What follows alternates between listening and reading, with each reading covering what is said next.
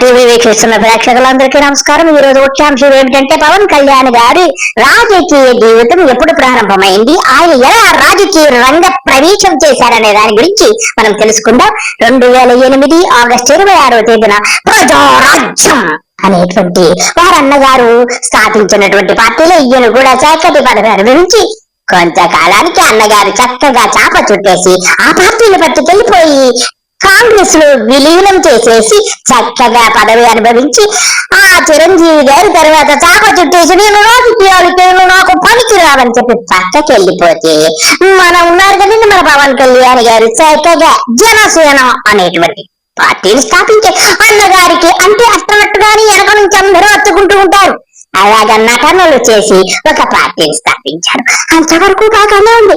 ఆ తర్వాత ఎన్నికలు వచ్చాయి. ఆ తర్వాత వెనక నుంచి ఎవరండి మన చంద్రబాబు గారికి వెనక నుంచి ఆయన సపోర్ట్ ఇచ్చి ఆయనకు మోడీ గారికి ఇచ్చి లడ్డూలు అయ్యి అన్నారు ఏమేమనుకుని తర్వాత ఏదో చేసుకుని చక్కగా స్థాపించారు. ఆ తర్వాత మళ్ళా వివేదించి మాయావతి గారి కాళ్ళు మోకి నేను అసలు నా రక్తం కోస్తే చిగువీరా కనపడతాడు దళిత నాయకురాలు మా యొక్క మాయావతి కాయబోయే ప్రధానాన్ని కారు కూతలు కూసి తర్వాత అందులో పరాజయం పొందిన తర్వాత మళ్ళా వచ్చి ఇప్పుడు ఏం చేశారండి? ఆ తరువాత చంద్రబాబుతో చేరి మోడీ చెక్క భజనతో ప్రారంభమైన కూటమి ఘనకార్యాలు చేసుకుంటూ చక్కగా 2024లో గెలుపొంది ఇప్పుడు అయ్యగారులిద్దరూ పాలన కొనసాగిస్తున్నారు. ఇప్పుడు ఒక విషయం మనం చెప్పుకోవాలి. ఈ యొక్క పవన్ కళ్యాణ్ రాష్ట్రంలో ఉన్నటువంటి ఒక్క వైసీపీ పార్టీతో తప్ప ఇతను అంటగాగన పార్టీలంటూ ఏమీ లేవు. 2008 నుంచి ఇప్పటి వరకు ఇతడు ఎక్కడున్నా గానీ ఏదో ఒక పార్టీతో అంట కాగుతూ ఇలా పబ్బము గడుపుకుంటూ ఎట్టకేలకు డిప్యూటీ చీఫెస్ట్ మినిస్టర్ అయిపోయి ఇప్పుడు చీఫెస్ట్ గా ప్రవర్తిస్తూ ఈయన గారి చీఫెస్ట్ జర్నీని ఈ 2008 నుంచి ఇప్పటి వరకు కొంచెం కొంచెం చూపిస్తాను, ఓపికగా చూడండి.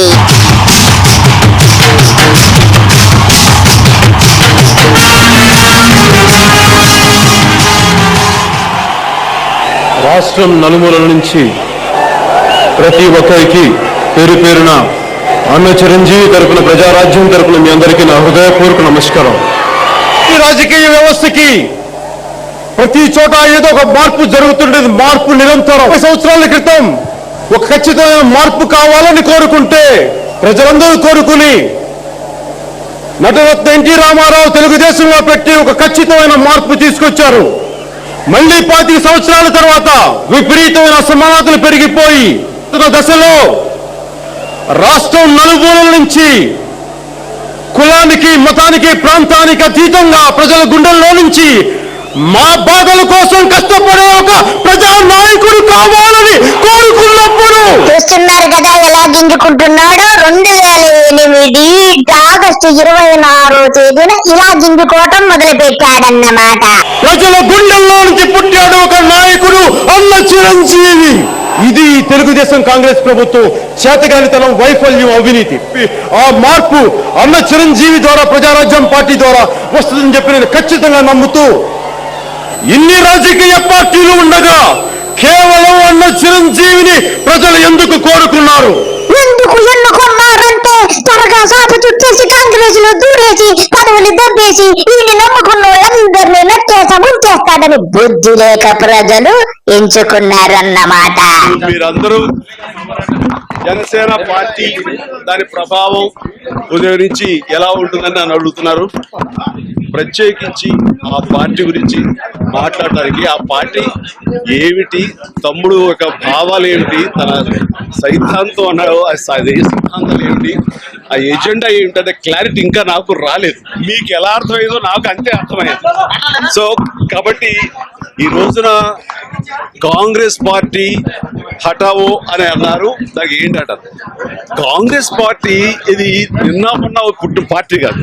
125 సంవత్సరాల పైబడిన చరిత్ర ఉన్నటువంటి పార్టీ కాంగ్రెస్ పార్టీ. 2008 ముందు వరకునేమో కాంగ్రెస్ పార్టీ చిట్టి ప్రజారాజ్యము పెట్టి అందరి నోట తూతూ అనిపించుకొని ఇప్పుడు వచ్చి కాంగ్రెస్ పార్టీ 150 సంవత్సరాల చరిత్ర అని చెబితే ఎవరింటాడయ్యా చిరంజీవి? మిమ్మల్ని హీరోగా అభిమానించే అభిమానులంతా మిమ్మల్ని రాజకీయ నాయకుడికి అభిమానించగలరు అనుకుంటున్నారు? నేను రాజకీయ నాయకుని కాదు కదా, నేను రాజకీయ కార్యకర్తనే కదా.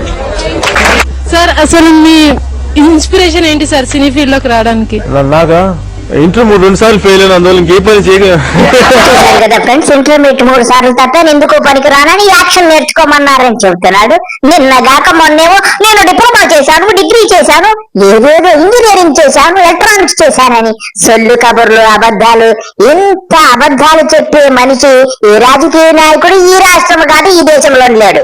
చిరంజీవి గారు ఏం చెప్పారంటే నీకు లాస్ట్ ఛాన్స్ నీ జీవితంలో ఏదైనా ప్రూవ్ చేసుకోవాలి, ఇది కూడా నువ్వు చేసుకోకపోతే ఇంక వేస్ట్ నువ్వు అనేటప్పుడు ఇంకా నాకు లోపల చాలా కసి వచ్చింది. నాకు నేను డాన్స్ చేయలేను, అందుకే సినిమాల్లో నడుస్తూ ఉంటాను ఎక్కువ. ఏమైనా కానీ అప్పుడప్పుడు కూడా కొన్ని నిజాలు కూడా చెప్తుంటాడు. అతనికి డాన్స్ రాదు. అవును, పవన్ కళ్యాణ్ గారండి. సో ఇప్పుడున్న ఎడ్యుకేషన్ సిస్టమ్ మీద మీ అభిప్రాయం ఏంటి? నాకు ఈ ఎడ్యుకేషన్ సిస్టమ్ నచ్చక నేను చదువు మానేశాను. ఎడ్యుకేషన్ సిస్టమ్ అనేది మన ఎడ్యుకేషన్ సిస్టమ్ లో మనకి జీవితాన్ని ఎలా బతకాలో చెప్పదు. మనం ఉద్యోగస్తులు చేస్తుంది కానీ ఈ ఎడ్యుకేషన్ సిస్టమ్ ఉద్యోగం తయారు చేస్తే కానీ జీవితాన్ని ప్రిపరేషన్ ఇవ్వదు. ఇంటర్మీడియట్ పాస్ అయిన వాడు ఇంతకంటే ఏం చెబుతాడు కానీ ఒక్కసారి చెప్పొచ్చు మనం, చెరువు బాగోలేదని గురుదము కడుక్కోకుండా ఎండబెట్టుకున్నాడంటే ఇతరులంటోడే వెనకటికి ఒకడు. నేను మా పాటకి గౌరవం లేదని అంటుంటే బండెనక బండి కట్టి 16 బండ్లు కట్టి ఏ బండిలో పోతావు కొడక, ఓ నైజాం సర్కారోడా అని గద్దరు సీమాంధ్ర ప్రాంతంలోని నెల్లూరు జిల్లా టౌన్ హాలులో పాట పాడేస్తే గంతు వేసినట్టు నేను. ఇప్పుడే నాకు డాన్స్ రాదంటాడు, గంతు లేచిన నేను గద్దర పాటకని సొల్లు కబుర్లు చెప్తే మనం నమ్మాలా?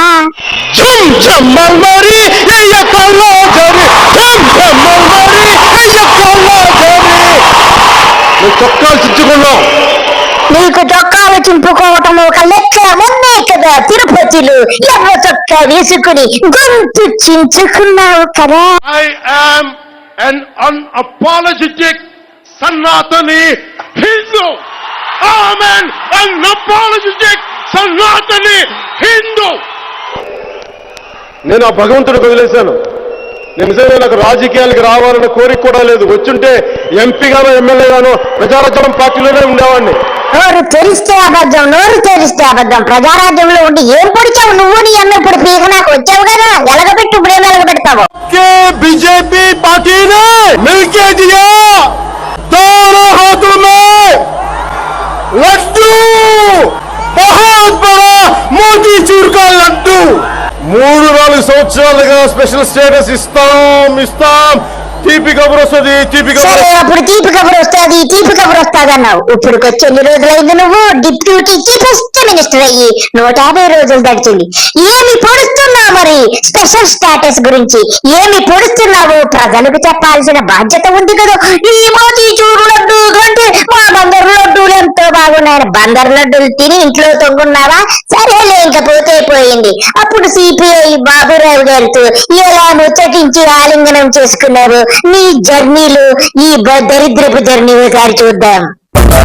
భారతీయ జనతా పార్టీ కేటగిరీ స్టేటస్ ఇస్తానని ఇవ్వకుండా పారిపోయి ఢిల్లీలోకి వచ్చినారు. అడగడానికి దమ్ములు లేవు, ముందుకు రారు.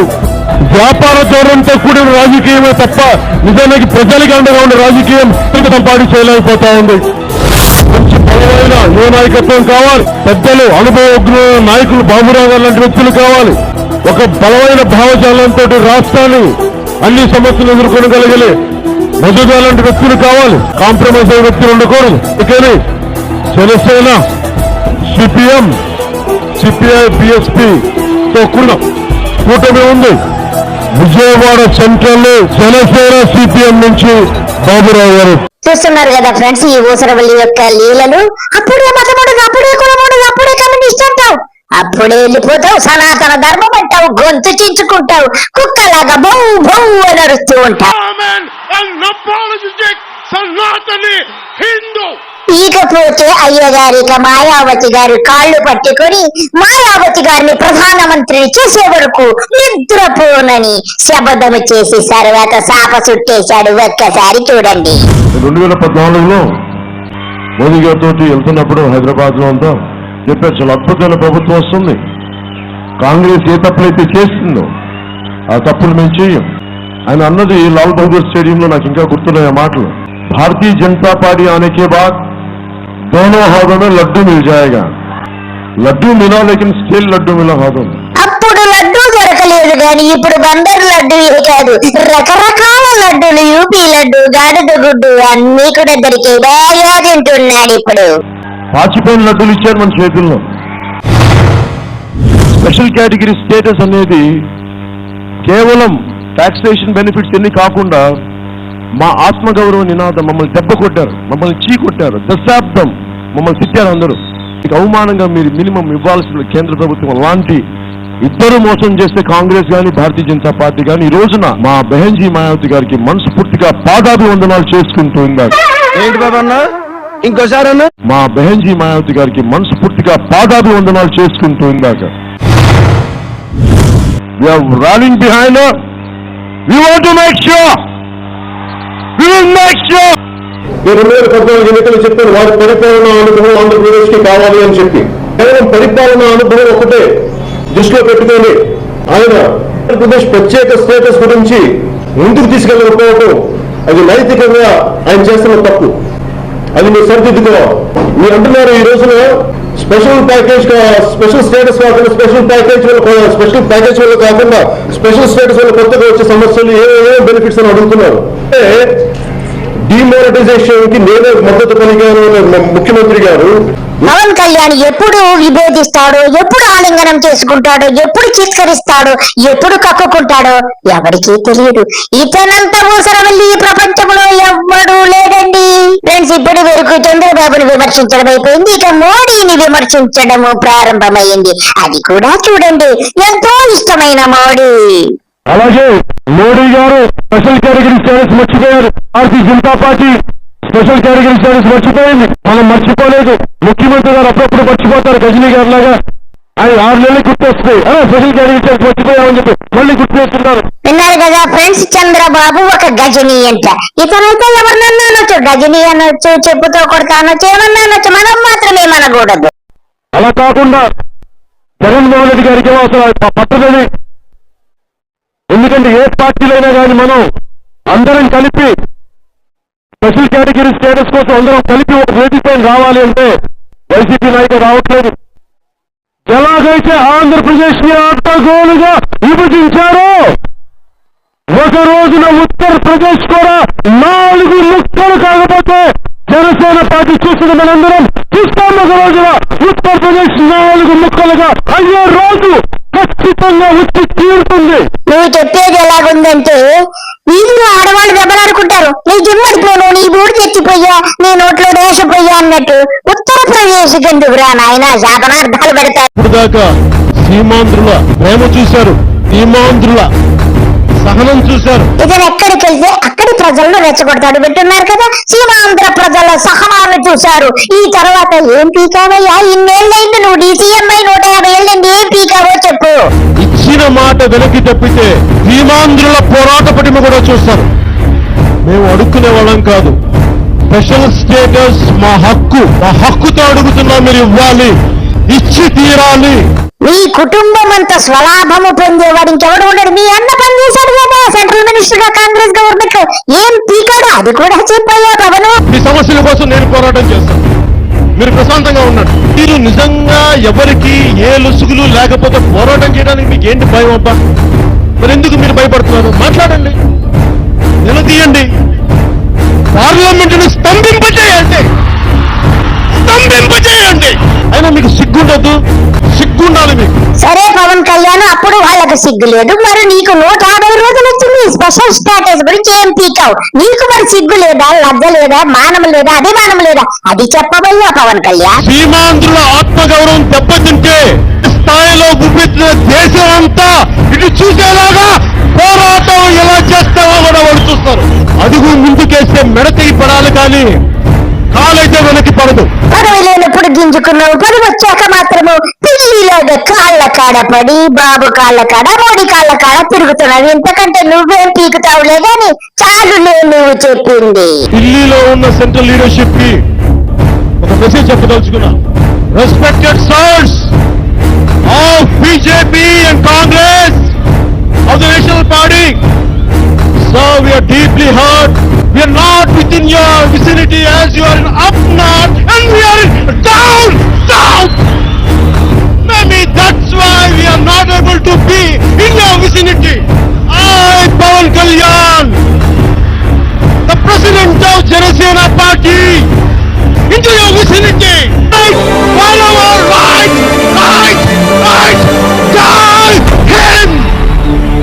చూశారు కదా, పదవి లేనప్పుడు ఎలా గింజుకున్నాడు, ఇప్పుడు 10% గింజుకున్నా కానీ నిజంగా ప్రత్యేక హోదా వచ్చేస్తుందేమో అనిపిస్తుంది. ఈ నటనలు, ఈ వేషాలు ఎవడికి తెలియవయ్యా నీ బతుకు. వెళ్ళి పలకరిస్తున్నటువంటి శుభవేళ పద్మభూషణ్ మన మెగా స్టార్, పవర్ స్టార్, అటు మెగా స్టార్, ఇటు పవర్ స్టార్. ఫ్రెండ్స్ చూశారు కదా, చిరంజీవి అన్నయ్య మాత్రం ఇంకా కాంగ్రెస్ గురించి అంటాడు, కానీ మోడీ కాళ్ళు పట్టుకుంటారు, మోడీ సంకలు చరుచుకుంటూ ఇద్దరు చేస్తున్న విన్యాసాలు చూశారు కదా. వీళ్ళకి మాత్రము ఇతనికి పవన్ కళ్యాణ్కి జీవితములు, రాజకీయ చరిత్ర అనేది కనపడకుండా, భవిష్యత్తు అనేది కనపడకుండా అయిపోతాడని నాకు అర్థమవుతుంది. ఇంతకంటే ఇతన్ని ఏమి చేయలేం. కానీ మనము ఇతని యొక్క కపట నాటకాలన్నీ కూడా ఒక్కసారి గమనించండి. అందరికీ నమస్కారము, bye. I am an unapologetic Sanatani Hindu. I am an unapologetic Sanatani Hindu.